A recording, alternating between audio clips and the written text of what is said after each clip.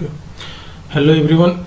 Today we are going to start a new topic. The topic name is time response analysis of control system. तो now 1 second. Okay. 1 second please. Okay. तो पहले इस term को हम देख लेते हैं टाइम. यहाँ पे 3 टर्म हमें मिलेंगे. One is the time, second one is the response, third one is the analysis. What is the meaning of time? Means जब भी आपको टाइम की जनरली आप जो कंसिडर करते हैं that is the time means, और जनरली यहाँ पे टाइम को हम सेकेंड में कंसिडर करेंगे. 5 second, 2 second, 3 second, right. Now response means आपको क्या मीनिंग होता है यहाँ पे? Response means output. आउटपुट अब क्वेश्चन है आउटपुट किसका? तो output of the system. Output of system. तो यहाँ पे क्या नोट करेंगे? Output of system. Analysis means हमारे आउटपुट की different value means graph draw करना. आप ऐसा समझिए कि यहाँ पे एनालिसिस हमें क्या करना होगा? एनालिसिस करने के लिए हमें जो भी आउटपुट मुझे मिलेगा, किसका ग्राफ मुझे ड्रॉ करना है? जो भी सिस्टम का आउटपुट मिलेगा उसका ग्राफ को हमें ड्रॉ करना है. इस होल प्रोसेस को क्या कहेंगे? Time response analysis. इसको एक एग्जाम्पल के थ्रू समझते हैं कि फॉर एग्जाम्पल हमारे यहाँ पे एक सिस्टम गिवन है, that is the system. This is the given system. Now system में अपना एक इनपुट होगा, ऑब्वियसली यहाँ पे इनपुट, और सिस्टम का अपना एक आउटपुट होगा. इस यूनिट में लाइक आपने यूनिट 2 पढ़ा होगा, वहाँ पे हमने सिस्टम जो कंसिडर किया था स्टेट स्पेस एनालिसिस में, उसमें हम सिस्टम जो कंसिडर किया था उसमें क्या था? MIMO, multiple input multiple output system. Multiple input multiple output system, ये यूनिट 2 में था. क्लियर? वहाँ पे हमने डिस्कस किया था जहाँ पे स्टेट वेरिएबल एनालिसिस और स्टेट वेक्टर के बारे में हमने स्टडी किया था. बट यहाँ पे हम SISO सिस्टम को कंसिडर करेंगे, means single input single output system. और यहाँ पे क्या है? यूनिट 3 है. यूनिट 3 में हम क्या करेंगे? Single input single output system के बारे में स्टडी करने वाले हैं. क्लियर? तो इसलिए हमने यहाँ पे 1 इनपुट कंसिडर किया एंड 1 आउटपुट कंसिडर किया. अगर इनपुट की वैल्यू xt होती, for example input is xt और सिस्टम फंक्शन को मैं ht से डिनोट करूँ, तो हमने सिग्नल एंड सिस्टम में पढ़ा था कि आउटपुट yt क्या होता है? Output yt is equal to xt input convolution होगा ht के साथ. ये जो मैंने कंसेप्ट पढ़ा, ये जो हमने फॉर्मूला लिखा यहाँ पे, that is the star sign means convolution, और ये हमने सिग्नल एंड सिस्टम में पढ़ा था. सिग्नल एंड सिस्टम में वहाँ पे इसी टाइप से हमने न्यूमेरिकल सॉल्व किया था. क्लियर? अब देखिए यहाँ पे क्या हुआ. जो मेरा रिस्पॉन्स है, रिस्पॉन्स मीन्स आउटपुट है, तो आउटपुट यहाँ पे क्या है? y. तो रिस्पॉन्स मीन्स आउटपुट y. और टाइम डोमेन, तो आउटपुट किसका फंक्शन है? टाइम का फंक्शन है, तो इसको क्या कहेंगे? टाइम रिस्पॉन्स या टाइम डोमेन रिस्पॉन्स. क्या कहेंगे इसको? टाइम रिस्पॉन्स या टाइम डोमेन रिस्पॉन्स. तो जो आउटपुट y है इसको क्या कहेंगे? Time domain response. और time domain output. Time domain output of the system. Clear? Means जो मेरा सिस्टम है, हमारे पास एक अननोन सिस्टम है, उसमें अगर इनपुट अप्लाई करते हैं तो उसका जो आउटपुट होगा that is the function of the time. Time का फंक्शन होगा. और एक कैसे फाइंड करेंगे? Input convolution with system response, like system function ht, इन दोनों का कन्वोल्यूशन होगा, और जो मुझे आउटपुट मिलेगा उसको हम क्या कहेंगे? टाइम डोमेन रिस्पॉन्स या टाइम डोमेन आउटपुट. तो रिस्पॉन्स और आउटपुट दोनों सेम टर्म है, आप ये कह सकते हैं सिनोनिम्स है दोनों. क्लियर? यहाँ पे हमने देखा कन्वोल्यूशन, तो हमने पढ़ा था 2 सिग्नल के कन्वोल्यूशन के लिए हमारे पास जो प्रोसेस होता है थोड़ा डिफिकल्ट होता है. ग्राफिकल मेथड हम यूज करते हैं एंड सब मैथमेटिकल कैलकुलेशन भी यूज करते हैं, तो ये थोड़ा डिफिकल्ट प्रोसेस होता है. तो हमारे पास एक अनदर प्रोसेस क्या है? Laplace transform method. हमें क्या फाइंड करना है? आउटपुट, सिस्टम का आउटपुट फाइंड करना है, बट आउटपुट क्या होना चाहिए? टाइम का फंक्शन होना चाहिए.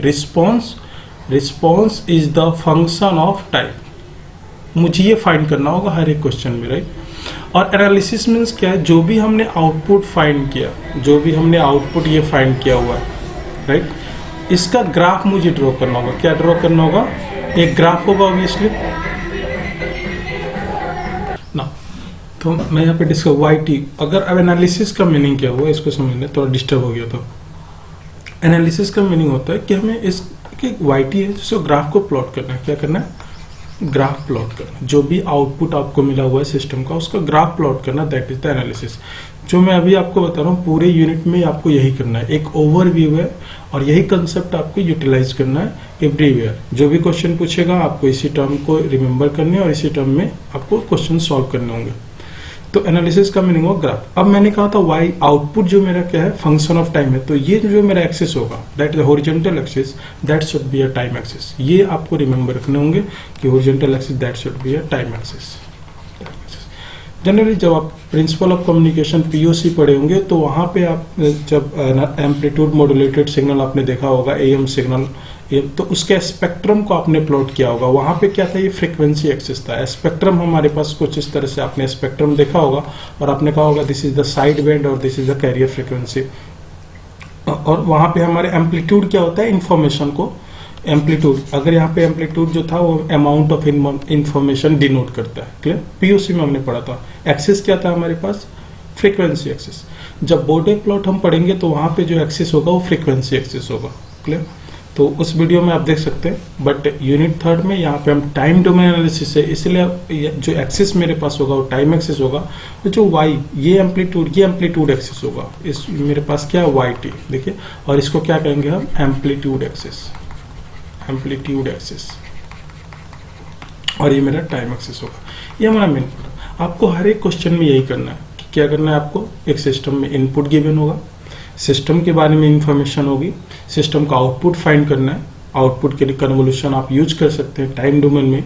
और जो आउटपुट होगा उसको, since this is the function of time, तो it is also known as time domain response या time domain output of the system. The system means जिस सिस्टम के बारे में हमने अभी डिस्कशन किया, मीन्स गिवन सिस्टम के बारे में। क्लियर?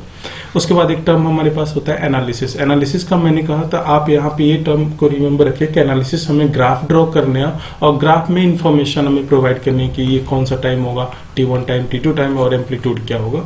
इस तरह से हमें ड्रॉ करना है। ये हमारा एक प्रोसेस है और हमें पूरे यूनिट 3 में इसी प्रोसेस को अडॉप्ट करना है। अब क्वेश्चन यहाँ पे होता है, क्वेश्चन यहाँ पे मेन डाउट होगा कन्वोल्यूशन पार्ट पे। इस पार्ट पे जो हमारा कन्वोल्यूशन है, हमने पढ़ा था कन्वोल्यूशन अगर हमारे पास दो सिग्नल इजी सिग्नल है या जिन सिग्नल को हम इजिली अंडरस्टैंड कर सकते हैं उनका कन्वोल्यूशन तो फाइंड कर सकते हैं, बट कॉम्प्लेक्स सिग्नल का कन्वोल्यूशन हम फाइंड नहीं कर सकते। क्लियर? ये हमारे लिए काफ़ी डिफिकल्ट टास्क होगा। तो उसके लिए हमारे पास एक मेथड होता है। हम क्या करते हैं कि हम लाप्लास मेथड का यूज़ करते हैं। कौन सा मेथड? Laplace method. अब देखिए उसको कैसे यूज़ करते हैं। मेरे पास एक सिस्टम है, लाइक जो सिस्टम गिवन था उसी को यहाँ पे ड्रॉ करते हैं। और मैंने कहा था सिस्टम का अपना इनपुट होगा, दिस इज द इनपुट और दिस इज द आउटपुट। और मैंने कहा था single input single output system है। Single input single SISO, multiple input multiple output हमने यूनिट 2 में पढ़ा था। सिस्टम का रिस्पॉन्स हमने कहा था सिस्टम रिस्पॉन्स हमारे पास system function response means output होता है, सिस्टम फंक्शन HT है। और मैंने इनपुट में क्या यूज़ किया था? दिस इज द इनपुट और इनपुट मेरा क्या था? XT। मैंने यहाँ पे यूज़ किया था XT। तो यहाँ पे मैं XT यूज करता हूँ, this is the XT input. तो आउटपुट मैंने क्या लिखा था? YT। क्लियर? और YT इक्वल टू क्या होता है? इनपुट या सिस्टम कन्वोल्यूशन। कन्वोल्यूशन में हम यहाँ पे XT भी लिख सकते हैं, HT भी। कन्वोल्यूशन मीन्स जो भी हमारे सिस्टम है और जो भी इनपुट सिग्नल हमने दिया दोनों का कन्वोल्यूशन होगा, दैट इज द आउटपुट। ये टाइम डोमेन हुआ। बट हमने पढ़ा था कि अगर हमारे पास लाप्लास डोमेन होता, लाप्लास मीन्स अगर मैं इसका लाप्लास ट्रांसफॉर्म लूँ तो इसको क्या लिखूंगा? एक्सिस। इसका लाप्लास ट्रांसफॉर्म मैं नोट कर रहा हूँ H×S और YT का लाप्लास ट्रांसफॉर्म में लिया YS। तो convolution in time domain, multiplication in Laplace domain, ये हमने पढ़ा था। क्लियर? मल्टीप्लिकेशन इन लाप्लास डोमेन। तो हम क्या करेंगे, जो हमारे पास सिस्टम गिवन होगा, जो भी इनपुट होगा, ये समझ में आ चुका था, जो भी इनपुट होगा उसका हम लाप्लास ट्रांसफॉर्म फाइंड कर लेंगे। क्या करेंगे? जो भी इनपुट हमारे पास गिवन है उसका लाप्लास फाइंड कर लेंगे। इसका भी लाप्लास और इसका भी लाप्लास हम फाइंड कर लेंगे। ऑब्वियसली जब इनपुट का लाप्लास ट्रांसफॉर्म मुझे मिल गया एंड सिस्टम जो भी हमारे पास गिवन है उसका हमने लाप्लास ट्रांसफॉर्म फाइंड कर लिया, तो दोनों का मल्टीप्लीकेशन हमारा क्या होगा, आउटपुट होगा। लेकिन ये किस डोमेन में है, एस डोमेन में है। और मैंने क्या था, एनालिसिस आपको किस डोमेन में करनी है, टाइम डोमेन में। तो हम क्या करेंगे, जो हमारे पास आउटपुट मिलेगा लाप्लास डोमेन में, उसका हम क्या करेंगे, लाप्लास इनवर्स लेंगे। क्या करेंगे हम, लाप्लास इनवर्स। तो हम क्या करेंगे यहाँ पे, लाप्लास इनवर्स लेंगे। तो इसको थोड़ा हम डिफरेंट तरीके से सॉल्व करते हैं। मीन्स जो भी आउटपुट मुझे मिलेगा इसका मैं लाप्लास इनवर्स, लिखने में प्रॉब्लम हो रही है, लाप्लास इनवर्स फाइंड करेंगे और मुझे क्या मिल जाएगा, yt। और yt एक्चुअल में होगा क्या, मेरा ht और xt का कन्वोल्यूशन होगा। सिर्फ मुझे yt चाहिए। और जब मुझे yt मिल गया तो हम क्या करेंगे, टाइम इसमें हम इसको एक ग्राफ ड्रॉ कर लेंगे। किसकी हेल्प से, इस प्रोसेस की हेल्प से। क्लियर। देखिए सेम प्रोसेस मैंने किया। मैंने कहा था कि जो मेरा आउटपुट है, जो मेरा यूनिट गिवन है, 1 सेकेंड, ओके, जो यूनिट हमारे पास गिवन है, यूनिट का नाम क्या है, टाइम रिस्पॉन्स एनालिसिस। मैंने कहा था response means output of the system, आप ऐसा भी एज्यूम कीजिए। टाइम मीन्स टाइम को हम सेकंड में यहाँ पे मेजर करेंगे। एनालिसिस मीन्स हम सिस्टम का ग्राफ ड्रॉ करेंगे। अब जब ग्राफ ड्रॉ कर लेंगे तो हमें एक पिक्चोरियल रिप्रेजेंटेशन हो जाएगा सिस्टम का बिहेवियर के बारे में, उसकी स्टडी कर लेंगे। लाइक तो ग्राफ ड्रॉ करने के बाद उसकी क्या कर लेंगे, स्टडी कर लेंगे। That is the analysis. तो हमें ग्राफ किसका ड्रॉ करना होगा, जो भी आउटपुट आएगा उसका। तो आउटपुट हमें फाइंड करने के लिए हमारे पास ये प्रोसेस होता है। सिग्नल एंड सिस्टम में हमने पढ़ा था कि जो भी आउटपुट होगा वो इनपुट और जो भी हमारे पास यहाँ सिस्टम में दोनों का कन्वोल्यूशन होगा। क्लियर। और जो भी आउटपुट होगा वो किसका फंक्शन होगा, टाइम का। इसलिए हमने क्या किया, टाइम डोमेन रिस्पॉन्स का। और इसका जब हम ग्राफ ड्रॉ करेंगे तो इसी, और यहाँ पे एम्पलीट्यूड की वैल्यू पुट करेंगे, टाइम की वैल्यू पुट करेंगे, तो इस प्रोसेस को क्या कहेंगे, एनालिसिस। मीन्स यहाँ पे जो एक प्रोसेस आपको दिखेगा दैट इज द एनालिसिस। तो हमारे पास क्या होगा, आउटपुट का मीन्स जो भी रिस्पॉन्स था उसका टाइम डोमेन एनालिसिस हमने कर लिया। ऐसा होना चाहिए। बट हमने कहा था जो कन्वोल्यूशन है, अगर आपके पास इजी सिग्नल है, मीन्स सिंपल सिग्नल है, यूटी आरटी है, मीन्स यूनिट स्टेप है, रैंप सिग्नल है, कॉम्प्लेक्स सिग्नल नहीं है, तो उस कंडीशन में तो कन्वोल्यूशन हम फाइंड कर सकते हैं। बट अगर हमारे पास इनपुट सिग्नल कॉम्प्लेक्स हो जाए और सिस्टम भी कॉम्प्लेक्स हो जाए, उस कंडीशन में हमें क्या करना है, उसका डिस्कशन मैंने यहाँ पे किया कि आपको क्या करना है, जो भी इनपुट गिवन है उसका आपको क्या करना है, लाप्लास ट्रांसफॉर्म फाइंड करना है। हमने LT लिखा, लाप्लास ट्रांसफॉर्म। जो भी सिस्टम आपके पास गिवन है, लाइक हमारे पास XT गिवन है तो XT का आपने लाप्लास ट्रांसफॉर्म फाइंड किया। आपके पास HT गिवन है, HT का आपने लाप्लास ट्रांसफॉर्म फाइंड किया। और जो भी लाप्लास ट्रांसफॉर्म आपने फाइंड किया उसका मल्टीप्लीकेशन, हमने पढ़ा था कि कन्वोल्यूशन अगर टाइम डोमेन में हो तो फ्रीक्वेंसी एस डोमेन में क्या होगा, लाप्लास डोमेन में मल्टीप्लीकेशन। तो आपने मल्टीप्लाई कर दिया दोनों को, आपको अगेन आप लाप्लास इनवर्स फाइंड कर लोगे, yt मिल जाएगा, उसको आप प्लॉट कर दोगे। जब आप प्लॉट कर दोगे तो ये आपका क्या होगा, एनालिसिस हो जाएगा। इसमें आप मैग्नीट्यूड की वैल्यू पुट करोगे और सॉल्व कर सकते हैं। तो जो मैं ये यहाँ पे आपको पूरी यूनिट में, यूनिट थर्ड में, इसके बाद मैं यूनिट थर्ड के थ्योरी पार्ट को कंप्लीट करूंगा, लेकिन यहाँ तक जो मैंने आपको बताया अभी, पूरी यूनिट में आपको इस कंसेप्ट को रिमेंबर रखना है कि हमें क्या करना है, इनपुट होगा उसका लाप्लास लेना है, सिस्टम होगा उसका लाप्लास लेना है, दोनों को मल्टीप्लाई करना है, लाप्लास इनवर्स लेना है, ग्राफ प्लॉट कर देना है। इससे आपका क्या होगा, सिस्टम की एनालिसिस हो जाएगी, time domain analysis of control system. अब देखिए कैसे करते हैं इसको। मैं एक एग्जांपल लेकर आपको अभी सॉल्व करता हूँ। तो इसके पहले हम देख लेते हैं कि हमारे पास अब क्वेश्चन होता है कि इनपुट क्या हो सकता है। क्लियर, इनपुट क्या हो सकता है। फॉर एग्जांपल अगर हमारे पास एक सिस्टम लेते हैं एग्जांपल के लिए, और इसको मैं सॉल्व करके आपको दिखाता हूँ क्या हुआ। क्लियर, तो आप ऐसा समझिए मेरे पास ओपन लूप एक सिस्टम है, इस जस्ट एग्जांपल है, उसके बाद हम इसके थ्योरी पार्ट को चढ़ेंगे। तो ओपन लूप सिस्टम माने ओपन लूप ट्रांसफर फंक्शन है, मीन्स हमारे पास एक सिस्टम है, right, this one is the system. System के बारे में हमारे पास गिवन है, सिस्टम के बारे में 1/2s गिवन है। देखिए 1/2s गिवन है और सिस्टम का इनपुट मेरे पास RS गिवन है। सिस्टम का इनपुट क्या है, दैट इज द RS, और सिस्टम का आउटपुट YS। अब मुझे सिस्टम का टाइम डोमेन एनालिसिस करना है, मीन्स सिस्टम का YT मुझे फाइंड करना है। Time domain analysis means YT find करना है। तो सॉल्यूशन आप देखिए कैसे करेंगे, सेम प्रोसेस को हम यूज करेंगे। क्वेश्चन था मेरा, मैंने क्या कहा था, अगर आपके पास XT HT गिवन होता तो लाप्लास डोमेन में कन्वर्ट करते एंड देन मल्टीप्लाई करते। बट इस क्वेश्चन में तो मुझे RT RS गिवन है,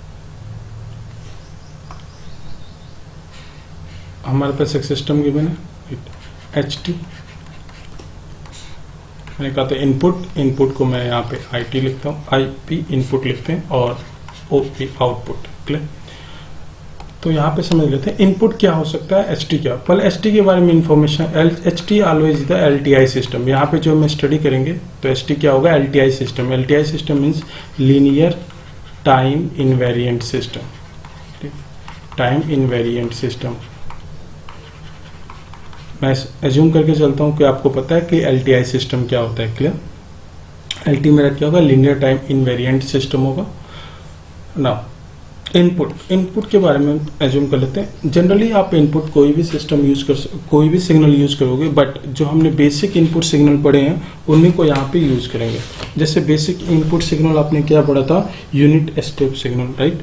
तो हमारे पास क्या होगा, इनपुट आप क्या यूज करेंगे, one time unit step signal. तो यूनिट स्टेप वर्ड यूज नहीं करते हैं, स्टेप सिग्नल यूज करते हैं, राइट। स्टेप सिग्नल मैं अभी एक्सप्लेन करूंगा कि यूनिट स्टेप और स्टेप सिग्नल में क्या डिफरेंस है। सेकेंड हम क्या पढ़े थे, बेसिक सिग्नल हमारे पास है रैंप सिग्नल, ये भी हमने पढ़ा था, ये मेरे बेसिक सिग्नल है। थर्ड कौन सा सिग्नल, बेसिक जो सिग्नल होते हैं, इम्पल्स सिग्नल। तो आप इम्पल्स सिग्नल या इम्पल्स फंक्शन भी लिखते हैं। तो मैं अभी इसके डेफिनेशन आपको नोट कराऊंगा। एंड फोर्थ हमारे पास पैराबोलिक, राइट। तो पैराबोलिक फंक्शन या parabolic signal, parabolic function, sorry मैं यहाँ पे सिग्नल वर्ड यूज करता हूँ अभी, पैराबोलिक सिग्नल। राइटिंग में थोड़ी प्रॉब्लम हो रही है बट आप इसको समझ लीजिएगा। अभी तो एकदम बेसिक पढ़े इसका, लाइक तो हमारे पास कितने ये बेसिक अदर भी सिग्नल हो सकते हैं, ऐसा नहीं है कि यही सिग्नल होंगे, अदर भी सिग्नल हो सकते हैं, बट ये बेसिक सिग्नल है, इसको हम एज अ टेस्टिंग पर्पज के लिए यूज करेंगे। लाइक हमारे पास जो सिस्टम है उसमें पहले हम यूनिट स्टेप सिग्नल देंगे, देन आउटपुट को देखेंगे क्या हुआ, यूनिट रैंप सिग्नल देंगे, देन आउटपुट को देखेंगे क्या हुआ, इम्पल्स सिग्नल यहाँ पे इनपुट में देंगे, देन आउटपुट को ऑब्जर्व करेंगे, पैराबोलिक सिग्नल इनपुट में देंगे, देन आउटपुट को ऑब्जर्व करेंगे। ये इस तरह से आप बेसिक सिग्नल होंगे। अगर क्वेश्चन में नहीं गिवन है तो किसी को हम यूज कर सकते हैं, बट क्वेश्चन में जनरली मेंशन होगा कि आप स्टेप सिग्नल यूज कीजिए, इम्पल्स सिग्नल यूज कीजिए या पैराबोलिक सिग्नल यूज कीजिए इनपुट में। क्लियर? उसके अकॉर्डिंग मेरा आउटपुट होगा। तो यहाँ पे हम एक एक सिग्नल की पहले स्टडी कर लेते हैं कि स्टेप सिग्नल क्या होते हैं, रैंप सिग्नल क्या होते हैं, इम्पल्स सिग्नल क्या होते हैं। क्लियर? तो पहले हम देखते हैं इम्पल्स सिग्नल को। इस सिग्नल को पहले हम यहाँ पे स्टडी करते हैं। तो फर्स्ट हमारा सिग्नल क्या होगा, impulse signal. Impulse signal generally अगर मैथमेटिक्स होता तो मैं यहाँ पे टर्म यूज करता है इम्पल्स फंक्शन, राइट। तो यहाँ पे सिंस हम सिग्नल सिस्टम के कंसेप्ट को यूज करेंगे तो जनरली फंक्शन टर्म को हम यूज नहीं करेंगे, बट आपको मे भी बुक्स में मिल जाए इम्पल्स फंक्शन या स्टेप फंक्शन, रैंप फंक्शन।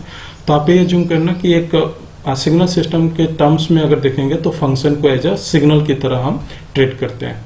तो इम्पल्स सिग्नल के बारे में हम यहाँ पे स्टडी करते हैं। इम्पल्स सिग्नल क्या होते हैं, डेफिनेशन बहुत ज़्यादा इंपॉर्टेंट है इसमें। आपको देखिए डेफिनेशन क्या होता है इम्पल्स सिग्नल का। अगर इम्पल्स को मुझे डिफाइन करना हो, sorry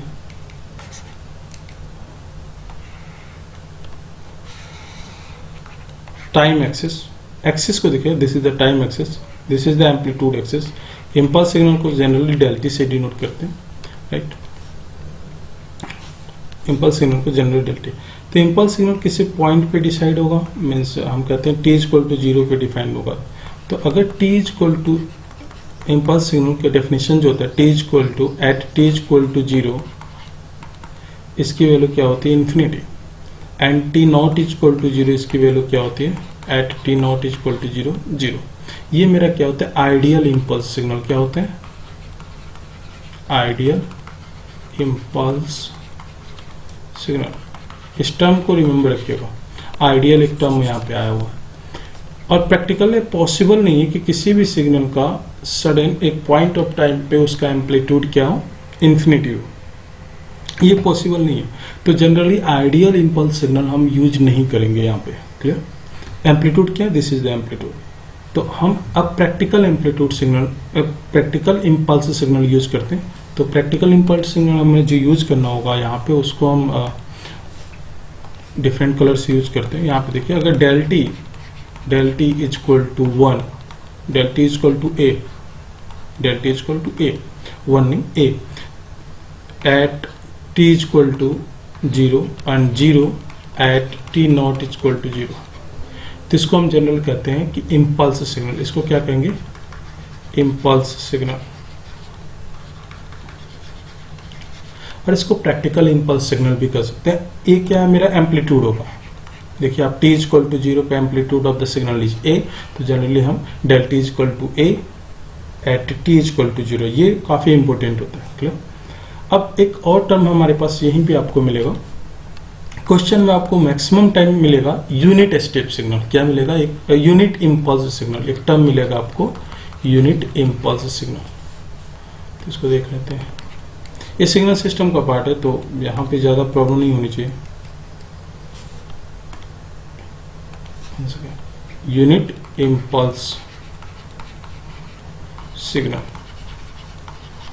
unit impulse signal means अगर डेल टी की value that is the 1 at t is equal to 0 and 0 when t not is equal to 0, that this is the unit impulse signal. Means अगर मैं impulse signal design करूँ 1 at जैसे time t और amplitude of that signal is 1 और this is the amplitude axis 1, तो इस signal को हम क्या कहेंगे? Unit impulse signal. तो आपके क्वेश्चन में जब भी इन्हीं दोनों में किसी एक सिग्नल के बारे में डिस्कशन होगा, तो आप क्वेश्चन को केयरफुली रीड कीजिएगा। वहां पे देखिएगा उन्होंने इम्पल्स सिग्नल मेंशन किया हुआ है या यूनिट इम्पल्स सिग्नल मेंशन किया है। अगर इम्पल्स सिग्नल मेंशन किया होगा तो आपको ए लेना है या के लेना है या ABCD, कोई भी यहाँ पे एक वेरिएबल आपको ले लेना होगा, या उसकी वैल्यू उन्होंने गिवन होगा, वहां पे गिवन होगा 5, 6, 7, राइट। अगर यूनिट इम्पल्स सिग्नल मेंशन है देन आपको उसकी वैल्यू क्या लेनी है? 1, क्योंकि यूनिट यहाँ पे टर्म यूज हो गया। क्लियर? सेम कॉन्सेप्ट यहाँ पे यूज होगा स्टेप। अब स्टेप सिग्नल को देख लेते हैं। क्लियर?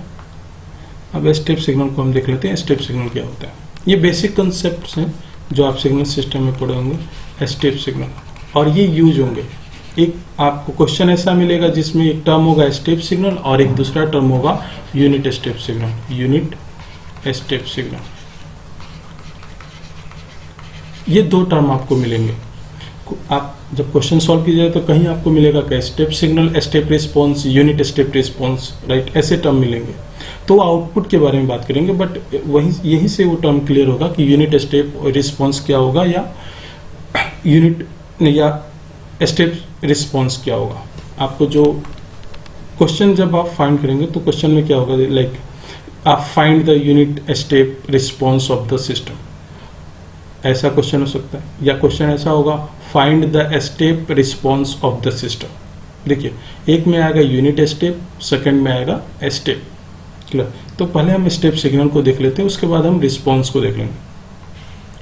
आपको ये पता होगा, बस क्विक रिवीजन के लिए, अगर मेरे पास टाइम एक्सेस, मैं बार बार टाइम एक्सेस को आपको पहले राइट कर रहा हूँ कि आपको यही राइट करना है कि हमें टाइम एक्सेस पे ही, अगर ऐसा ना होगा, अगर फ्रीक्वेंसी एक्सेस होगा तो ये बॉडी प्लॉट की तरफ मूव कर जाएगा ऑल डिस्कशन। क्लियर? तो ये यूनिट 5th यूनिट 4th में ही डिस्कशन होगा। तो आपको टाइम एक्सेस पे ही सिग्नल को प्लॉट करना है। क्लियर? तो अगर मेरा सिग्नल लाइक ये unit step signal, unit step signal होता है, अगर इसका एम्पलीट्यूड 5 हो, या ऐसा भी हो सकता है इसका एम्पलीट्यूड मैं एक वेरिएबल अज्यूम कर लूँ A हो, वेरिएबल, और टाइम एक्सेस हो, तो इसको क्या कहेंगे? स्टेप सिग्नल होगा। तो इसको हम जनरली UT से डिनोट करते हैं। यहाँ पे क्या होगा? अगर एम्पलीट्यूड मेरा 1 हो तो इसको भी UT से डिनोट करते हैं। तो इस केस में हम क्या लिखते हैं कि UT जो मेरा स्टेप सिग्नल है, दैट एम्पलीट्यूड 1, कहाँ पे एम्पलीट्यूड 1 होगा? At t greater than equal to 0 and 0 at t less than 0। ये मेरा क्या होगा? Step signal. क्लियर? अगर यूनिट स्टेप सिग्नल क्या होगा? UT amplitude 1 when t greater than equal to 0 and 0 होगा when t less than equal to 0। ये दोनों टर्म आपको रिमेंबर रखने होंगे कि यूनिट स्टेप और स्टेप में क्या डिफरेंस है, क्योंकि ये टर्म जब हम क्वेश्चन को सॉल्व करेंगे तो वहां में सबसे ज्यादा यूज होंगे। क्लियर? उसके बाद हमारे पास बेसिक सिग्नल होता है रैंप सिग्नल। रैंप सिग्नल, तो रैंप सिग्नल क्या होता है? एक इसमें भी दो टर्म आपके आएंगे, रैंप सिग्नल एक होगा रैंप सिग्नल और दूसरा होगा यूनिट रैंप सिग्नल। क्लियर? तो रैंप सिग्नल क्या होगा, अगर आपके पास आपने एक सिग्नल ड्रॉ किया, this is the signal. Clear? इसका स्लोप, जो हमारा स्लोप है, नॉट इक्वल टू 1। अगर इसका स्लोप 1 के इक्वल नहीं है तो रैंप सिग्नल होगा। अगर इसका slope, if the slope of the signal is equal to 1, slope equal to 1, then हमारा क्या होगा, यूनिट रैंप सिग्नल। क्लियर?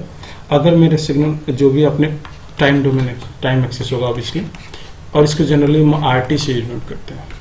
ये टर्म देखिए, अगर मेरे सिग्नल, जो भी हमने सिग्नल इनपुट में दिया, उसका स्लोप 1 हुआ तो उसको क्या कहेंगे, यूनिट रैंप सिग्नल। अगर उसका स्लोप 1 नहीं है तो हम क्या कहेंगे, रैंप सिग्नल जनरली। उसी तरह पैराबोलिक सिग्नल में यूनिट पैराबोलिक सिग्नल ऐसा टर्म आपको नहीं मिलेगा, सिर्फ आपको मिलेगा पैराबोलिक सिग्नल, और सिग्नल के फंक्शन गिवन होंगे। जो भी क्वेश्चन रीड करेंगे उसमें सिग्नल हमारे गिवन होंगे। तो हमने बेसिक सिग्नल की कुछ स्टडी कर ली। क्लियर? तो अब इन सिग्नल में अपने रिलेशन होते हैं। कैसे रिलेशन होते हैं इसको हम देखते हैं। अगर मैं आपसे कहूँ लाइक मैं यूनिट इम्पल्स, यहाँ पे इम्पल्स सिग्नल में वर्ड यूज कर रहा हूँ। इम्पल्स जनरल किसको यूज करते हैं, तो हमारे पास क्या है, इम्पल्स सिग्नल। तो आपको ये कुछ टर्म मिलेंगे, जैसे हमने सिग्नल पढ़ लिया, तो अब आपको देखिए कुछ टर्म मिलेंगे, जैसे इम्पल्स रिस्पॉन्स। क्या मिलेगा टर्म आपको, इम्पल्स रिस्पॉन्स। ठीक है? और एक और टर्म मिलेगा जब आपको यूनिट इम्पल्स रिस्पॉन्स। जब मैं कहूँ इम्पल्स रिस्पॉन्स मीन्स आपने इनपुट में, जब मैं कहा आपको impulse response of the any system, response means output. देखिए इसको कैसे डिफाइन करते हैं। अगर मेरे पास एक सिस्टम गिवन है, इसके इनपुट में आपने अगर डेल्टी इम्पल्स सिग्नल दिया, तो जो इसका आउटपुट होगा वाई टी, टाइम डोमेन में, सॉरी वाई प्रॉपर तरीके से, हैंड राइटिंग में प्रॉब्लम हो रही है तो इसको आप समझ लेना। दैट इज वाई टी मुझे मिला, वाई टी, जो मेरा वाई टी होगा इसको क्या कहेंगे हम, इम्पल्स रिस्पॉन्स। समझिए, अगर इनपुट में मैंने डेल्टी सिग्नल दिया और हमारे पास एक सिस्टम है, जो इसका आउटपुट वाई टी होगा, वाई टी को क्या कहेंगे, इम्पल्स रिस्पॉन्स। मैंने कहा था impulse means, response means output, impulse means input signal. आप ऐसा समझिए इसको, इनपुट सिग्नल मीन्स अगर किसी भी सिस्टम के इनपुट में इम्पल्स सिग्नल हो, तो जो आउटपुट होगा, जो आउटपुट वाई टी होगा, उसको हम क्या कहेंगे, इम्पल्स रिस्पॉन्स। बात समझ में? उसी तरह अगर हमारा इम्पल्स सिग्नल, मैंने कहा अगर मेरा यूनिट इम्पल्स सिग्नल होता है, यहाँ पे unit impulse signal means impulse की एम्पलीट्यूड क्या होता है, 1, तो इसको क्या कहेंगे, यूनिट इम्पल्स रिस्पॉन्स। क्लियर? देखिए इसको मैं एक और टर्म को देख लेता हूँ, यूनिट इम्पल्स रिस्पॉन्स। इस किस केस में होता कि मीन्स हमारे पास ये जो सिस्टम है उसके इनपुट में जो हमने डेल्टी लिया, तो डेल्टी का एम्पलीट्यूड क्या है, 1। यहाँ पे डेल्टी का एम्पलीट्यूड डिफाइन नहीं है, डेल्टी का एम्पलीट्यूड क्या है, जूम करेंगे ए बी सी डी कुछ भी हो सकता है एम्पलीट्यूड इसका, बट यहाँ पे एम्पलीट्यूड इसका डिफाइन हुआ 1, तो इसको हम क्या कहेंगे, यूनिट इम्पल्स रिस्पॉन्स। जो आउटपुट होगा उसको क्या कहेंगे, यूनिट इम्पल्स रिस्पॉन्स। ये बात समझ में आ गई। उसी तरह आपको एक टर्म मिलेगा यूनिट स्टेप रिस्पॉन्स भी, उसको भी डिस्कस करेंगे। सिर्फ आप इसको यहाँ पे ऐसे समझ सकते हैं ना। नेक्स्ट हमारे पास टर्म क्या हुआ, ये समझ में आ चुका ना। नेक्स्ट हमारे पास एक टर्म मिलेगा आपको स्टेप रिस्पॉन्स। क्या मिलेंगे, स्टेप, मैं डिफरेंट कलर यूज कर लेता हूँ, चलो ओके ग्रीन यूज कर लेते हैं। हमें क्या मिलेगा, स्टेप रिस्पॉन्स। स्टेप रिस्पॉन्स, आप इसी कंसेप्ट को याद रखिए कि दिस मीन्स ये मेरा आउटपुट, और इन सिस्टम के इनपुट में क्या होगा, step signal. Unit step response नहीं है। अगर यूनिट स्टेप रिस्पॉन्स में राइट करूंगा तो क्या होगा, इनपुट में जो इनपुट सिग्नल होगा, स्टेप सिग्नल, उसका मैग्नीट्यूड क्या हो जाएगा, 1, उस केस में 1 होगा। बट यहाँ पे जनरल केस को यूज कर रहे हैं, जो अभी हमने आपको एक्सप्लेन किया कि स्टेप सिग्नल मीन्स इसका amplitude A B C D कुछ भी हो सकता है, मीन्स 1 2 3 4 5 6, बट अगर एम्पलीट्यूड 1 होगा तो हम क्या कहेंगे, यूनिट स्टेप रिस्पॉन्स। क्लियर? तो यहाँ पे हमने को डिस्कस किया, लाइक स्टेप रिस्पॉन्स। तो इसमें क्या होगा मेरे पास, लाइक हम सिस्टम को ड्रॉ कर रहे हैं यहाँ पे। अगर आपके पास एक सिस्टम हो, सिस्टम के बारे में, सिस्टम आप एज्यूम कीजिए सिर्फ LTI सिस्टम है। क्या सिस्टम मेरा LTI सिस्टम, और इसके इनपुट में आपने UT सिग्नल दिया। क्या दिया, UT सिग्नल। यहाँ पे मैं UT का एम्पलीट्यूड 1 नहीं है, UT का एम्पलीट्यूड में स्टेप सिग्नल आपने दिया। मैं यहाँ पे राइट करता हूँ स्टेप सिग्नल है ये, मीन्स इसका एम्पलीट्यूड ABCD 5 6 7 कुछ भी हो सकता है।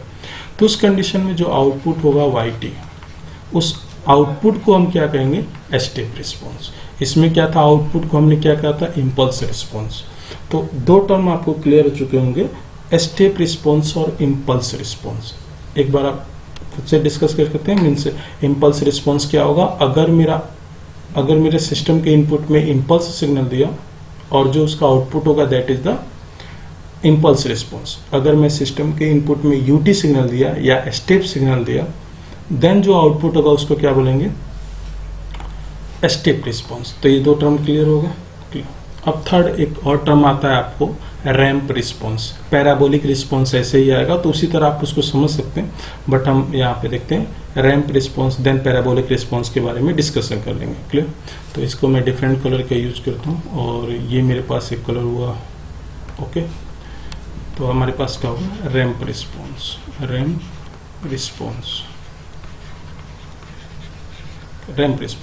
जनरली यहाँ भी आप इसको आपको लिखना नहीं है, ये नहीं कि आप एग्जाम में भी इसको लिख रहे हो, बस समझने के लिए मैंने लिख दिया कि आप कैसे इसको आइडेंटिफाई करके। इसका मीनिंग क्या हुआ, इनपुट में मुझे क्या चाहिए, रैंप सिग्नल चाहिए। मीन्स मेरे पास एक सिस्टम गिवन है, like this is the system.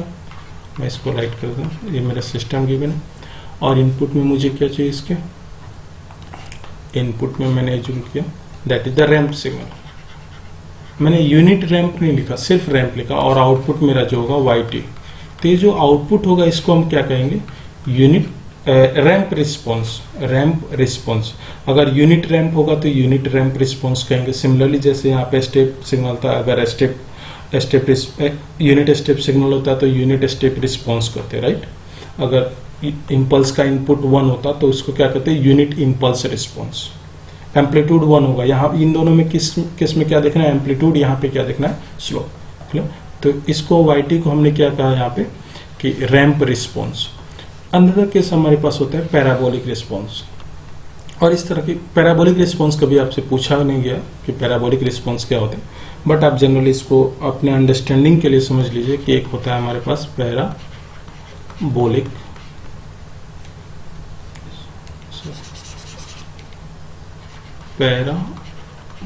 Writing में थोड़ी प्रॉब्लम हो रही है, पैराबोलिक रिस्पॉन्स,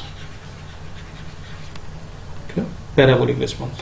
तो सेम कंसेप्ट अब तक आपको समझ में आ चुका। इसका क्या मीनिंग है, response means output, parabolic means this is the input. Means अगर मेरे पास एक सिस्टम गिवन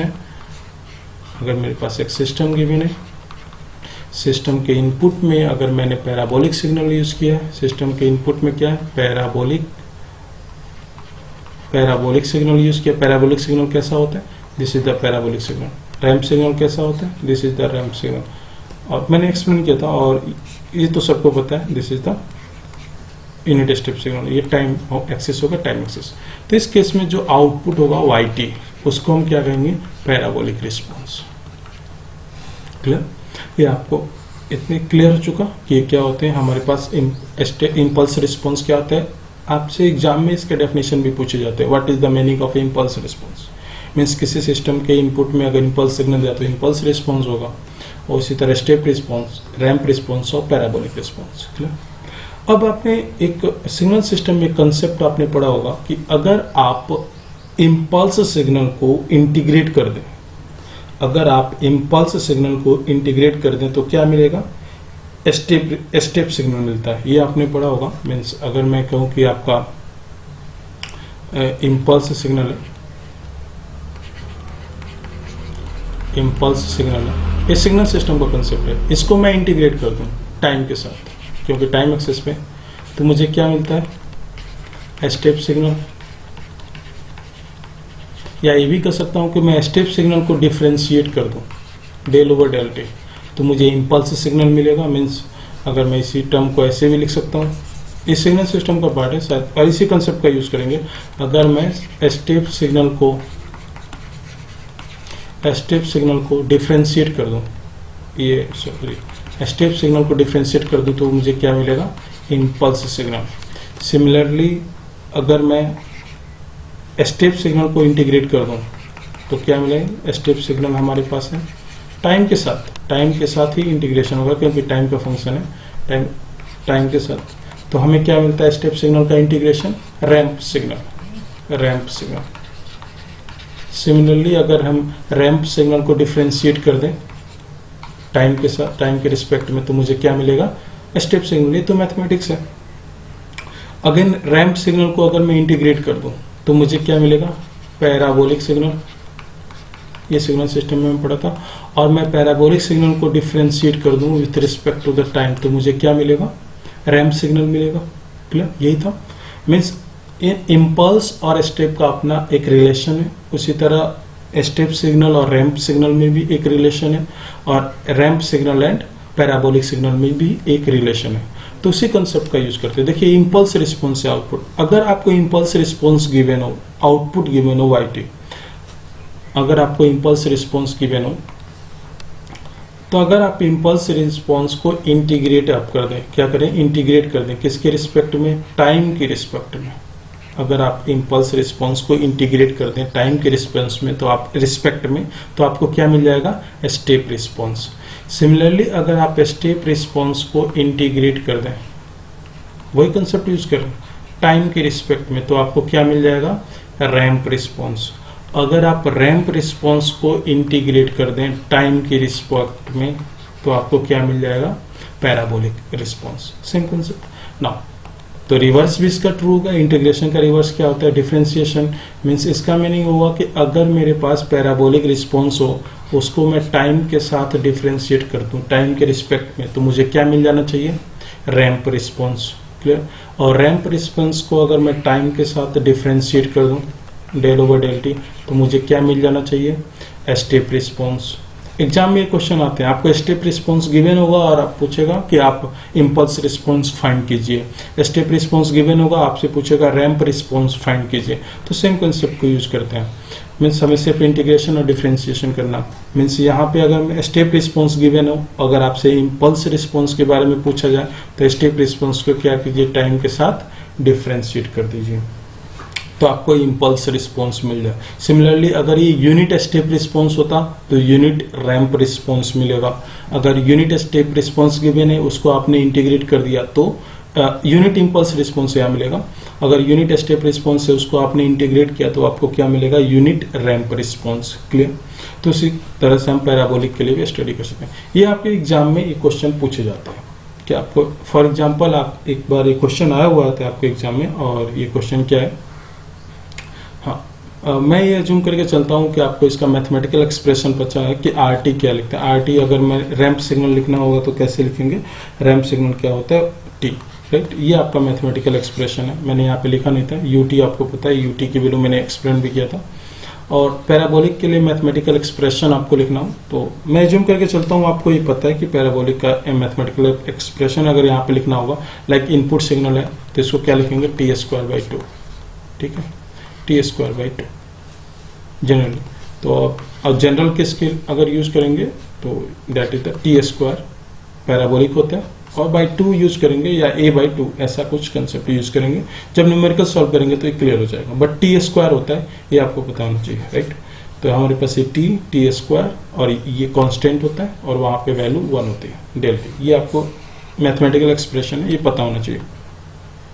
क्लियर ना।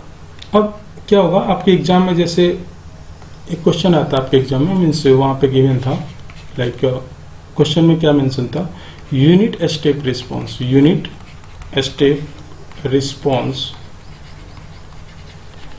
Of an LTI system, of an LTI system,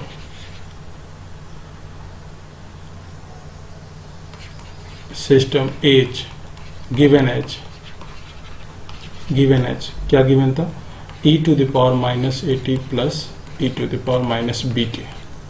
find the unit step response of the given system, ये question पूछा गया था आपसे कि हमारे पास एक हैंड राइटिंग प्रॉब्लम है, तो आप देख लीजिएगा। यूनिट स्टेप रिस्पॉन्स हमारे LTI सिस्टम, ये जो कंडीशन आपको सेटिस्फाई हुआ है, मीन्स ये जो कंडीशन अप्लीकेबल है सिर्फ LTI सिस्टम के लिए अप्लीकेबल होगा, राइट। अगर LTI सिस्टम नहीं होगा तो इसमें चेंजेस आ जाएंगे। तो जितने भी आपको क्वेश्चन मिलेंगे सब में आपको LTI सिस्टम बाय डिफॉल्ट क्या एज्यूम करना है कि हम जो भी क्वेश्चन सॉल्व कर रहे हो क्या है LTI सिस्टम पे गिवन। हमें यूनिट स्टेप रिस्पॉन्स गिवन है, इसका मीनिंग क्या हुआ? यूनिट स्टेप रिस्पॉन्स का मीन्स मेरे पास एक सिस्टम है HT। सिस्टम के इनपुट में हमने एक सिग्नल अप्लाई किया जिसका एम्पलीट्यूड 1 है और ये यूनिट स्टेप सिग्नल है। उसका जो आउटपुट yt है उसकी वैल्यू मुझे गिवन है e to the power at plus e to the power minus bt, ये आपको ये गिवन है।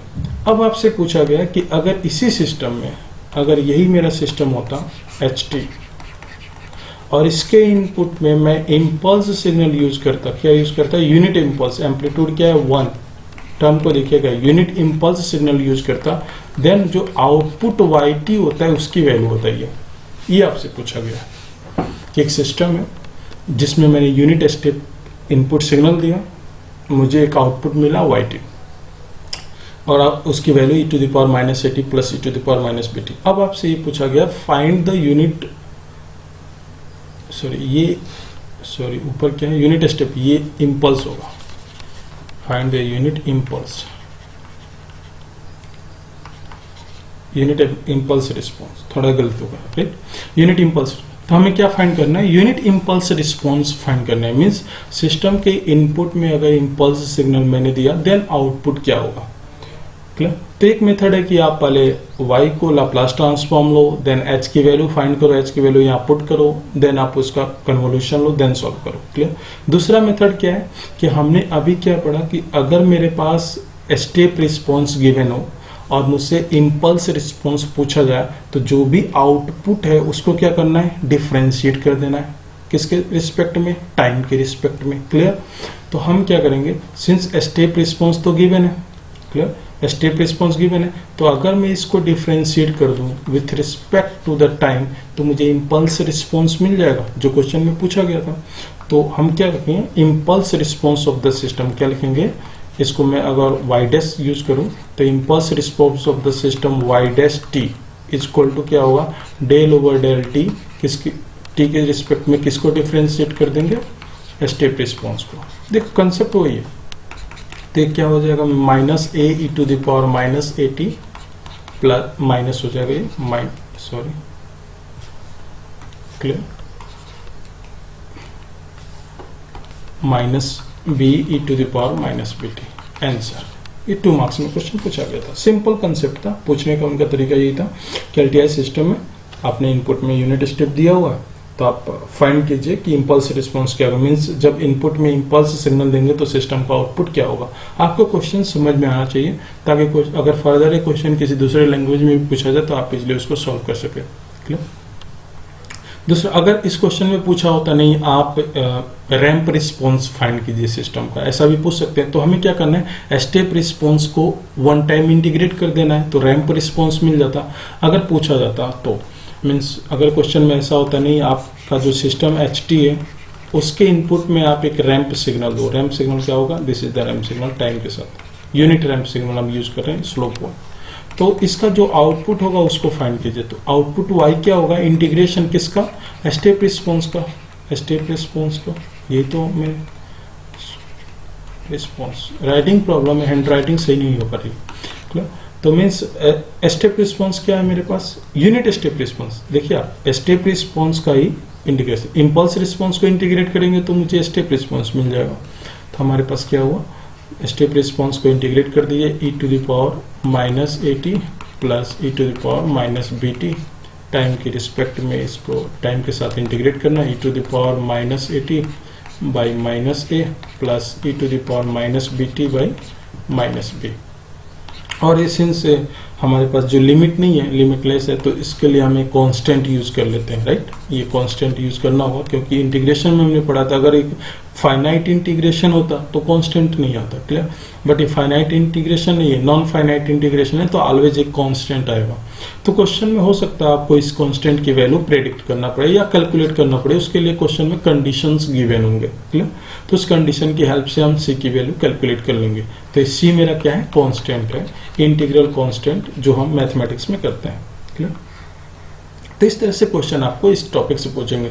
तो आप एटलीस्ट आपको ये पॉइंट आपको पता होना चाहिए कि हमारे पास रिस्पॉन्स का क्या मीनिंग है, इम्पल्स रिस्पॉन्स का क्या मीनिंग है, स्टेप रिस्पॉन्स का क्या मीनिंग है, क्लियर। तो इस तरह से मैंने आपको एक ब्रीफ इंट्रोडक्शन दे दिया इस यूनिट में हमें क्या करना है, क्लियर। अब हमें देखिए क्या करना है।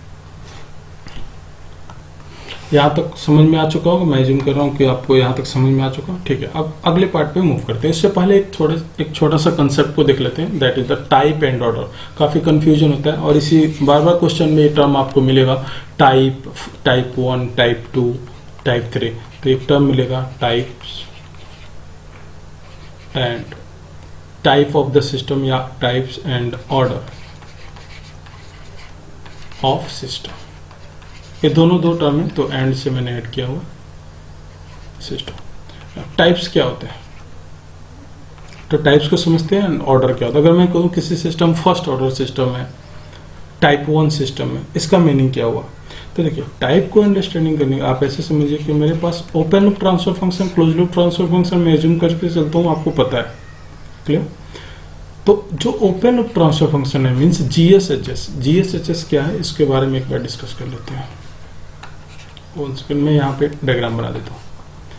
हमने पढ़ा था मेरे यूनिटी फीडबैक सिस्टम मेरे पास अगर है, right, okay, this is the forward path.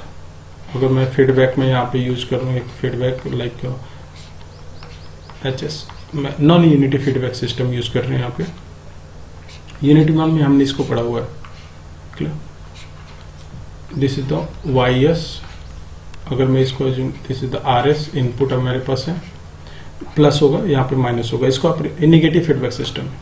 तो YS over RS, YS over जो आरएस होता है, आउटपुट और इनपुट का रेशियो लाप्लास ट्रांसफॉर्म में क्या हमने पढ़ा था, negative GS divide with 1 plus GS HS, clear.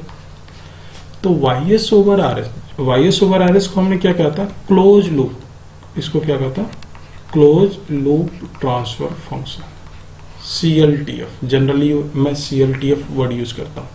YS over RS को हम क्या कहते हैं, close loop transfer function. Term को देखिए, और जो यहाँ पे GS इंटू एच मिला था, इसको आप एक लूप देखिए, एक लूप है यहाँ पे, ठीक है। तो इसको क्या कहते हैं, GS इंटू एच को क्या कहते हैं, open loop transfer function, OLTF। क्या कहेंगे इसको, OLTF, open loop transfer function. दोनों टर्म को काफी केयरफुली आप इसको समझिए और हर एक क्वेश्चन में इन दोनों टर्म का यूज होगा। आपको क्या है, close loop transfer function Y S over R S, G S divide with 1 plus GS H S मेरे पास है। तो जीएस एचएस जो टर्म है इसको क्या कहते हैं, ओपन लूप ट्रांसफर फंक्शन। अब एक और टर्म मेरे पास बेटा 1 प्लस जीएस एचएस, क्या है, 1 प्लस जीएस एचएस। पूरे टर्म को आप देखिए, मैं सर्कल कर रहा हूं, पूरे टर्म को देखिए, ये पूरा टर्म, इसको क्या कहते हैं, कैरेक्टरिस्टिक इक्वेशन। क्या कहेंगे, कैरेक्टरिस्टिक इक्वेशन। और जनरली मैं क्या लिखता हूं, CE, क्या लिखता हूं उसको, CE, कैरेक्टरिस्टिक इक्वेशन। टर्म को देखिए, फर्स्ट टर्म मैंने अगर इस तरह के मेरे पास एक सिस्टम गिवन हो तो वाईएस ओवर आरएस का जो रेशियो होगा उसको हम क्या कहते हैं, close loop transfer function. Second term जो हमारे पास मिलेगा like GS divide with 1 plus GS HS, तो इसमें जो जीएस एचएस होगा उसको हम क्या कहेंगे, ओपन लूप ट्रांसफर फंक्शन। जो 1 प्लस जीएस एचएस होगा उसको हम क्या कहेंगे, कैरेक्टरिस्टिक इक्वेशन। और जो मेरा जीएस होता है, ये मेरा जीएस है, इसको हम क्या, देखिए आप, ये फॉरवर्ड पाथ में है, क्या फॉरवर्ड पाथ में है, तो इसको क्या कहते हैं, forward path gain, FPG, forward path gain, ठीक है। तो ये टर्म आपको रिमेंबर होने चाहिए, इन जो भी हमारी इक्वेशन आती है इसमें कौन से टर्म क्या करते हैं, क्लियर। तो जब भी टाइप को हमें डिसाइड करना होगा, सिस्टम का टाइप, तो हमें क्या देखना होगा, ओपन लूप ट्रांसफर फंक्शन। क्या देखना होगा, open loop transfer function. Means type किससे डिसाइड होता है? ओपन लूप ट्रांसफर फंक्शन से। तो टाइप के साथ हैशटैग क्या होगा? Open loop transfer function. Means जब भी आपसे सिस्टम में टाइप पूछा जाए तो आपको पहले सिस्टम का open loop transfer function find करना होगा। क्लियर? तो ओपन लूप ट्रांसफर फंक्शन हमें फाइंड करना होगा। लाइक फॉर एग्जांपल किसी सिस्टम का ओपन लूप ट्रांसफर फंक्शन क्या है? k into 1 plus S T A divide with s to the power n, right, 1 plus S T 1। तो अगर ये मेरा सिस्टम है जिसका open loop transfer function given है, तो s कितने ऐसे पोल, अगर मैं इसको आपको पोल या इसको इक्वल टू 0 करूंगा तो यहां से मुझे क्या मिलेंगे? पोल, और यहां से मुझे क्या मिलेंगे? 0। आपको ये पता है। तो अगर मैं पोल को ड्रॉ करना चाहूँ तो पोल ड्रॉ करूं तो मेरे पास पोल क्या होंगे? या इसकी वजह से क्या 1 plus S T 1 equal to 0 put किया फर्स्ट टाइम, तो एस इक्वल टू क्या होगा? -1/T1। ठीक है, एक पोल मुझे यहाँ पे मिलेगा, क्रॉस से मैं पोल को डिनोट करता हूँ। और यहाँ पे क्या s to the power n equal to 0, right. तो अगर मैं एस स्क्वायर होता है, एस स्क्वायर इक्वल टू 0, तो S into S equal to 0 रखता है। Means S equal to 0, S equal to 0, दो पोल मेरे होते हैं 0 पे। उसी तरह S to the power n equal to 0, तो S into S to S into S into N times. Mean यहाँ पे हमारे पास कितने पोल हैं? कितने पोल है? n पोल है। यहाँ पे क्या है? n पोल है। तो हम इस सिस्टम को क्या कहेंगे? कितने पोल हैं इसके ओरिजिन पे? n। Open loop transfer function के तो सिस्टम का टाइप क्या होगा? Type n। तो अगर कोई पूछे सिस्टम का टाइप क्या हुआ, तो सिस्टम का टाइप n हुआ। बात को सुनो। फॉर एग्जाम्पल एक यहाँ पे और एक एग्जाम्पल लेते हैं, GSHS। लाइक यहाँ पे अगर हमारे पास k into 1 plus S T A divide by 1 plus S T 1। Clear? Sir इसको मैं रफ कर देता हूँ।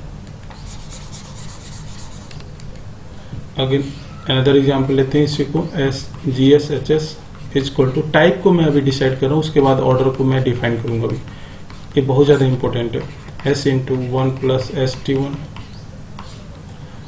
GSHS equal to k 1 plus S T A divide with S square 1 plus S T 1।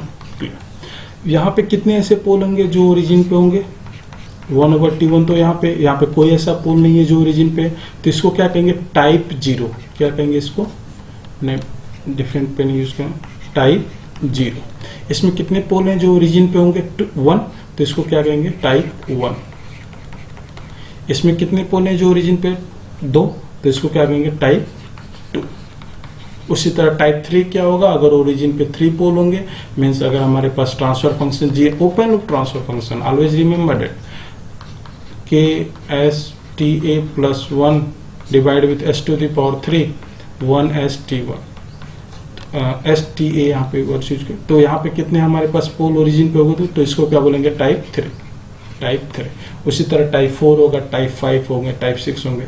तो आपको टाइप क्लियर हो गया होगा कि जब भी हमें टाइप को डिसाइड करना है, तो मैंने हैशटैग बनाया यहाँ पे कि हमें ओपन लूप ट्रांसफर फंक्शन को देखना है, GSHS को देखना है, राइट। GSHS में जो डिनोमिनेटर में देखेंगे कि 0 कितने ऐसे पोल्स हैं जो 0 पे हैं, ओरिजिन पे हैं, that decide the type of the system. अगर 1 होंगे तो 1, अगर कोई भी यहाँ पे 0 नहीं होगा, फॉर एग्जांपल फर्स्ट एग्जांपल में हमने देखा था, तो इसको क्या कहेंगे? Type 0 system. क्लियर? ये टर्म क्लियर होगा। उसके बाद एक टर्म आएगा ऑर्डर ऑफ द सिस्टम। क्या है? Order of the system. इसको भी देख लेते हैं। Order of the system, order of the system means किसी भी सिस्टम का ऑर्डर क्या होगा? टाइप आपने हो, तो ऑर्डर के लिए आप ब्रैकेट में समझने के लिए हैशटैग बना सकते हैं कि characteristic equation. Characteristic equation means जब भी सिस्टम का मुझे ऑर्डर फाइंड करना होगा, तो मुझे क्या देखना है? सिस्टम का कैरेक्टरिस्टिक इक्वेशन देखना है। और सिस्टम के कैरेक्टरिस्टिक इक्वेशन का जो मैक्सिमम पावर होगा, कैरेक्टरिस्टिक इक्वेशन का जो मैक्सिमम पावर होगा, मैक्सिमम पावर और ऑर्डर, ये भी बोल सकते हैं, वही सिस्टम का क्या होगा? ऑर्डर होगा। फॉर एग्जाम्पल यहाँ पे देखिए, ये एग्जाम्पल लेते हैं कैरेक्टरिस्टिक। अब क्वेश्चन था कैरेक्टरिस्टिक इक्वेशन क्या होता है? ओपन लूप ट्रांसफर फंक्शन में 1 में ऐड कर दूं तो मुझे क्या मिल जाएगा? Characteristic equation. एक कैसे हुआ। दूसरा, क्लोज लूप ट्रांसफर फंक्शन का जो डिनोमिनेटर पार्ट होगा वो मेरा होगा कैरेक्टरिस्टिक इक्वेशन, ये भी कर सकते हैं। या फॉरवर्ड पाथ गेन को जो क्वांटिटी डिवाइड कर रही है वो क्वांटिटी क्या होगी, कैरेक्टरिस्टिक इक्वेशन। तो ये 3 डेफिनेशन है और तीनों से आपको क्वेश्चन मिलेंगे। तो यहाँ पे देख लेते हैं कैसे हम डिसाइड करते हैं। कैरेक्टरिस्टिक इक्वेशन डिसाइड करता है कि ऑर्डर ऑफ द सिस्टम। आप डायरेक्टली भी देख के बता सकते हैं, बट वहां पे अगर आपका न्यूमिनेटर और डिनोमिनेटर परफेक्ट ट्रांसफर फंक्शन नहीं हुए तो उस केस में आपको प्रॉब्लम हो सकती है। देखिए एक एग्जांपल लेते हैं, लाइक फॉर GSHS गिवन है, GSHS is equal to KS plus 1 divide with S into S plus 5 S plus 4, ये आपको पास गिवन है, क्लियर, ये आपके पास गिवन है। अब आपसे पूछा जाए कि सिस्टम का ऑर्डर एंड टाइप कटे, सिस्टम का हुआ ऑर्डर क्या है ये बताइए और टाइप बताइए, सिस्टम का टाइप क्या है ये बताइए। तो मैंने आपको क्या कहा था, जब भी आपको टाइप देखना हो तो टाइप के लिए आपको क्या रिमाइंड आना चाहिए, मैंने कहा था open loop transfer function, right. Open loop transfer function में GSHS उसके कितने पोल हैं जो ओरिजिन पे है, तो आप देखिए GSHS गिवन है, right, open loop transfer function given है, तो कितने पोल ओरिजिन पे होंगे 1, तो टाइप इसका हो गया 1, क्लियर, इसका टाइप क्या हुआ 1, टाइप हमने सॉल्व कर लिया। अब हमारे पास ऑर्डर फाइंड करना है, तो ऑर्डर के लिए हमने क्या कहा था कि ऑर्डर क्या होता है किसी भी सिस्टम का, जो कैरेक्टरिस्टिक इक्वेशन होता है उसका मैक्सिमम पावर और ऑर्डर, वही मेरा सिस्टम का ऑर्डर और ऑर्डर ऑफ द सिस्टम होगा। तो कैरेक्टरिस्टिक इक्वेशन क्या होगा, जो ओपन लूप ट्रांसफर फंक्शन है उसमें 1 ऐड कर दो, आप कैरेक्टरिस्टिक इक्वेशन मिल जाएंगे। लाइक तो हमारे पास open loop transfer function given है, उसको 1 कर दो, आप 1 से ऐड कर देंगे, 1 से हमने ऐड किया S into S plus 5 S plus 4 equal to 0, क्योंकि इक्वेशन बनाना है, कैरेक्टरिस्टिक इक्वेशन का मैंने पॉलिनोमियल और इक्वेशन में यही डिफरेंस होता है कि पॉलिनोमियल हमारे पास, जैसे हमारे पास अगर ऐसा लिखा जाए fs equal to s to the power 3 4s plus 6, right, ये पॉलिनोमियल हुआ। लेकिन अगर आप 4s प्लस 6 इक्वल टू 0 लिख दोगे तो ये क्या हुआ, इक्वेशन हुआ। ये डिफरेंस बेसिक डिफरेंस होता है, बाकी अदर भी डिफरेंसेस होंगे, बट यहाँ पे बेसिक डिफरेंस पॉलिनोमियल और इक्वेशन में क्या है उसको मैंने, तो कैरेक्टरिस्टिक इक्वेशन है तो ऑब्वियसली मुझे क्या करना होगा, यहाँ पे इक्वल टू 0 करने होंगे। अब s into S power 5 s plus 5 s plus 4 और यहाँ पे क्या होगा k into S plus 1 equal to 0। तो अगर मैं इसको सॉल्व करूँ तो यहाँ पे क्या होगा s स्क्वायर और this become 9s, this become 20 plus k s plus k equal to 0। अगर मैं अगेन सॉल्व करूँ s cube plus 9s square plus 20 यहाँ पे और k यहाँ पे दोनों को ऐड कर सकते हैं, 20 प्लस ks और यहाँ पे k हो जाएगा, क्लियर। तब इसका मैक्सिमम पावर कितना हुआ, इसका मैक्सिमम पावर 3 है, तो इसका ऑर्डर क्या हुआ 3, मैंने ये तो कहा था मैक्सिमम पावर।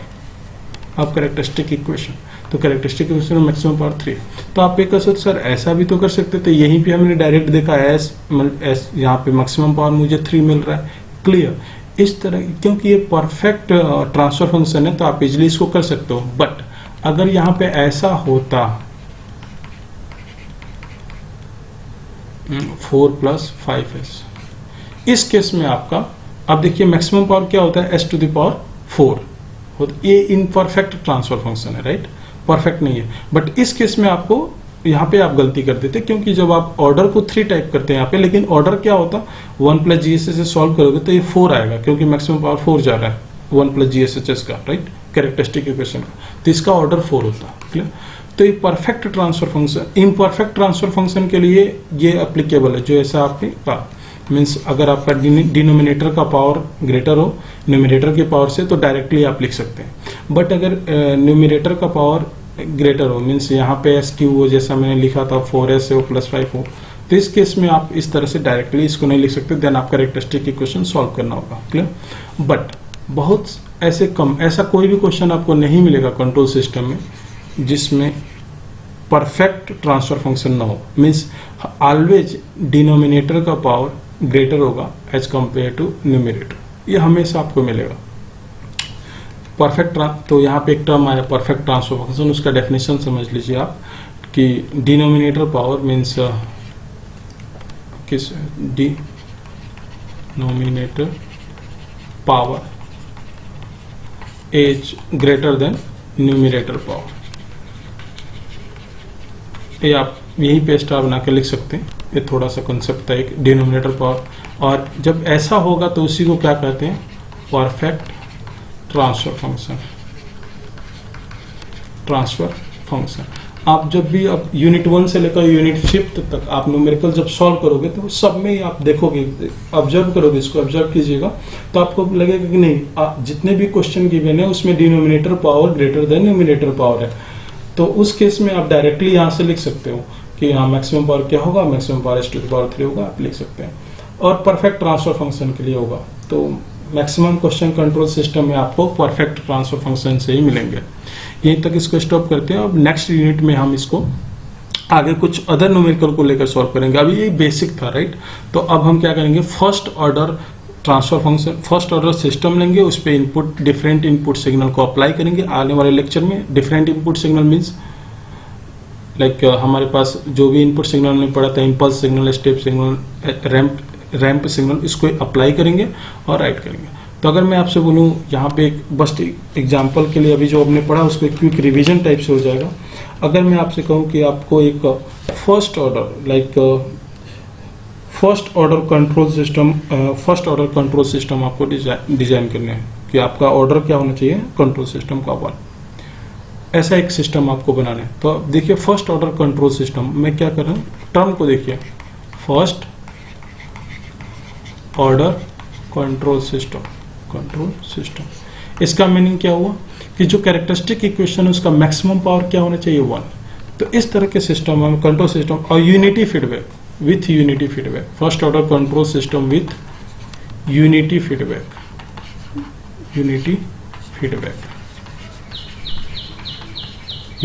यहाँ पे देखिए अभी जो मैंने डिस्कस किया था, यहाँ पे फीडबैक क्या है, HS, बट यूनिटी फीडबैक में क्या हो जाएगा, HS की वैल्यू 1। तो हम इसमें यहाँ पे डिजाइन कर लेते हैं, बस ये लास्ट है, इसके बाद नेक्स्ट क्लास में इसको हम डिस्कस करेंगे। तो यूनिटी फीडबैक हमें डिसाइड करना है। तो मैंने वहाँ पे कुछ भी वैल्यू नहीं दिया तो 1 होगा, 1/ST। देखिए RS और US, अगर आप यहाँ पे कॉर्नर में 1 + GS HS को फाइंड करें तो क्या होगा, ST + 1 होगा। मैक्सिमम पावर कितना हुआ, 1। तो ऑर्डर 1 हो चुका, मीन्स जो मैंने सिस्टम डिसाइड किया इसका ऑर्डर क्या है, 1। या डायरेक्टली आप GS HS को देखकर भी बता सकते हैं कि हमारे मैक्सिमम पावर क्या है डिनोमिनेटर में, लाइक GS HS क्या लिखोगे आप, अगर GS HS की वैल्यू तो 1 है तो 1/ST, तो मैक्सिमम पावर क्या है इसका, 1। तो ऑर्डर ऑफ द सिस्टम 1 हो गया। एंड टाइप क्या होगा, तो टाइप भी 1 है, टाइप 1 है क्योंकि 1 ऐसे पोल है जो इसके ओरिजिन पे। तो जो मेरा अभी सिस्टम है इसका ऑर्डर क्या है, ऑर्डर 1, और टाइप क्या है सिस्टम का, टाइप क्या है 1, ठीक है। ऑर्डर और टाइप दोनों 1 है। ये ऑर्डर टाइप जो अभी डिस्कस किया उसी का एक क्विक रिवीजन। तो आने वाली क्लास में हम क्या देखेंगे कि अगर मेरे पास इस तरह का एक सिस्टम है तो इसमें क्या करेंगे, पहले हम इसमें पहले एक इम्पल्स सिग्नल अप्लाई करेंगे फर्स्ट केस में। उसके बाद देखेंगे आउटपुट मेरा क्या होगा। मैं कहूँगा आउटपुट मेरा C1S हुआ। तो आप मुझे यहाँ पे क्विक रिवीजन कर लेते हैं। तो अगर मैं इनपुट में ∆t अप्लाई किया, आउटपुट मेरा C1S हुआ, तो यहाँ आउटपुट को हम क्या कहेंगे, इम्पल्स रिस्पॉन्स। अभी जो यही तो हमने पढ़ा था। अगर आपने इनपुट में UT अप्लाई करते, यहाँ पे क्या अप्लाई करते, UT, तो जो आउटपुट फॉर एग्जांपल मैं कहा आउटपुट मेरा C2S होगा। तो इस कंडीशन में आउटपुट के क्या कहेंगे, स्टेप रिस्पॉन्स। देखिए स्टेप सिग्नल है तो इसको क्या कहेंगे, स्टेप रिस्पॉन्स। अगर यूनिट स्टेप सिग्नल होगा तो यूनिट स्टेप रिस्पॉन्स कहेंगे। क्लियर। तो यहाँ पे वो मैं एक्सप्लेन कर चुका हूँ आपको। अगर आप इनपुट में डिफरेंट कलर यूज कर लो, अगर इनपुट में आप रैंप सिग्नल अप्लाई करते, RT रैंप सिग्नल, तो जो आउटपुट आपका होता, और मैं C3T लिख देता हूँ, C1 C2 C3 तो अपना टर्म है। तो जो आउटपुट आपका होगा C3S, ओह सॉरी मैं एक गलती कर दिया, जो इसका लाप्लास इनवर्स लेंगे उसको बोलेंगे impulse response, right, step response. Clear. Laplace inverse लेना होगा, मीन्स C1T होगा। यहाँ पे हम T टर्म यूज कर लेते हैं क्योंकि रिस्पॉन्स को जनरली हम टाइम डोमेन में यूज कर रहे हैं। और वहाँ पे YT मैंने लिखा हुआ है सिंस इनपुट में मैंने टी लिखा था तो यहाँ भी टी लिखना चाहिए मुझे, और यहाँ भी मुझे टी लिखना होगा, और C3 यहाँ भी मुझे टी लिखना होगा। तो मैंने यहाँ पे C3T, तो यहाँ पे जो C3T होगा इसको हम क्या कहेंगे, रैंप रिस्पॉन्स। एक यूनिट होगा या रैंप रिस्पॉन्स होगा, ये डिसाइड होता है कि जो स्लोप है मेरा क्या है, 1 होगा तो यूनिट रैंप रिस्पॉन्स होगा, बट जनरल जो हमारे पास टर्म है रैंप रिस्पॉन्स। क्लियर? यही तो हमने डिस्कस किया पूरे इस 1 आवर के लेक्चर में। हमने सिर्फ ये डिस्कस किया कि इनपुट में जैसा सिग्नल होगा उसके अकॉर्डिंग उसका नाम देंगे। अगर इनपुट में यही बेसिक सिग्नल है, अगर डेल्टी मैंने इम्पल्स सिग्नल दिया तो इम्पल्स रिस्पॉन्स, यूनिट दिया तो यूनिट स्टेप रिस्पॉन्स इसको कहेंगे। अगर इनपुट में मैंने रैंप सिग्नल दिया तो रैंप रिस्पॉन्स कहेंगे, ठीक है। और उसके बाद हमारे पास अब ये इनपुट के लिए होगा, ये मेरा इनपुट है, और एक यहाँ पे हम पढ़ेंगे सिस्टम के बारे में। सिस्टम में क्या होगा, सिस्टम आपको होगा टाइप 1, और सिस्टम का जनरली टाइप से डिसाइड यहाँ पे नहीं करेंगे। जनरली आपको क्वेश्चन जो मिलेगा वहां पे मिलेगा ऑर्डर 1 सिस्टम। क्या मिलेगा, ऑर्डर 1, ऑर्डर 2, ठीक है। आपको सिर्फ ऑर्डर 1 एंड ऑर्डर 2 यही दो सिस्टम, ऑर्डर 3 भी हो सकता है सिस्टम मेरा, ऑर्डर 3, ऑर्डर 4 भी हो सकता है, ऑर्डर 4 भी हो सकता है, ठीक है। तो बट आपको अब सिर्फ इस यूनिट में order 1 and order 2 system decide यहाँ पे पुट करना है। और जैसे ऑर्डर 1 सिस्टम है तो इसमें आपको तीनों इनपुट अप्लाई करना है, एक बार आपको डेल्टी देना है, एक बार यूटी, एक बार आरटी, सबके आउटपुट को नोट कर देना है एंड देन उसके ग्राफ ड्रॉ कर देना है, राइट। उसी तरह ऑर्डर 2 सिस्टम यहाँ पे राइट करना है। और यूनिटी फीडबैक में कंडीशन क्या है, यूनिटी नेगेटिव फीडबैक, वो भी कंडीशन में से पूरे यूनिट में नेगेटिव फीडबैक है।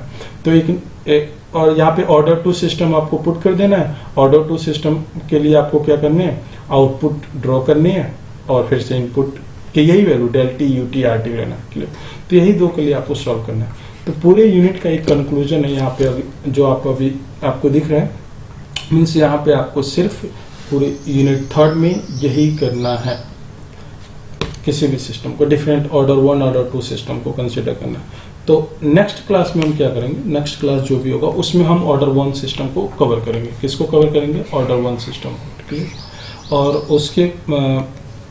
उसके नेक्स्ट क्लास में हम क्या करेंगे, ऑर्डर 2 सिस्टम को हम कवर करेंगे, क्लियर। उसके बाद ये यूनिट कंप्लीट हो जाएगा, क्लियर। बस इसके ग्राफ को ड्रॉ करना है तो हम सिस्टम को कवर कर देंगे, ड्रॉ हो जाएगा।